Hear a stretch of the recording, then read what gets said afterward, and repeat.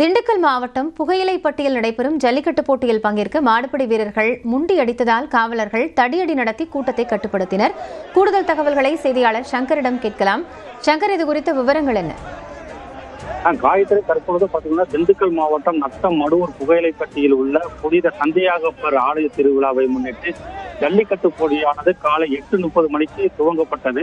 இந்த ஜல்லிக்கட்டு போட்டியில் உரிய விதிமுறைகளை பின்பற்றாத காரணத்தினால் செய்தி சேகரிக்க அங்கு பத்திரிகையாளர்களுக்கு அனுமதி இல்லை என விழா கமிஷனர் தெரிவித்ததால் பத்திரிகையாளர்கள் அங்கிருந்து வெளிநடப்பு செய்யப்பட்டனர்.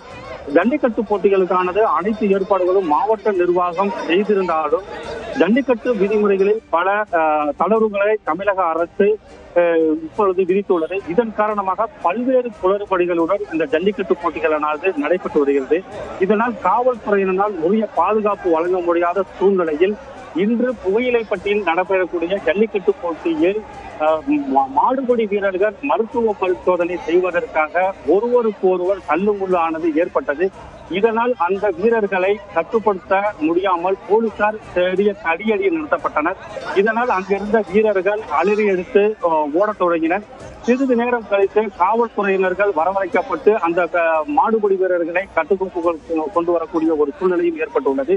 மேலும் இந்த ஜல்லிக்கட்டு போட்டிகளில் தளர்வுகள் உள்ள காரணத்தினால் இங்கு அருகாமையிலேயே கேணிகள் உள்ளன. இந்த கேணிகள் எல்லாம் 500 மீட்டர் தொலைவில் இருக்க வேண்டும். ஆனால் இந்த ஜல்லிக்கட்டு போட்டிகள் நடத்தப்படக்கூடிய இடங்களில் அந்த கேணிகளை சுற்றிலும் தடுப்பு சுவர்களும் அமைக்கப்படாத காரணத்தால் மாடுகளுக்கு எந்த விதமான பாதுகாப்பும் இல்லாமல் இந்த ஜல்லிக்கட்டு போட்டிகள் நடைபெற்று வருகிறது. ஜல்லிக்கட்டுகள் போட்டிகள் நடைபெறும் இடத்தில் மின்சாரம் துண்டிக்கப்படாத காரணத்தினால் அந்த கேலரி அமைக்கக்கூடிய இடங்களில் பெண்கள் மற்றும் குழந்தைகளுடன் இந்த ஜல்லிக்கட்டு போட்டிகளை கண்டு வருகின்றனர்.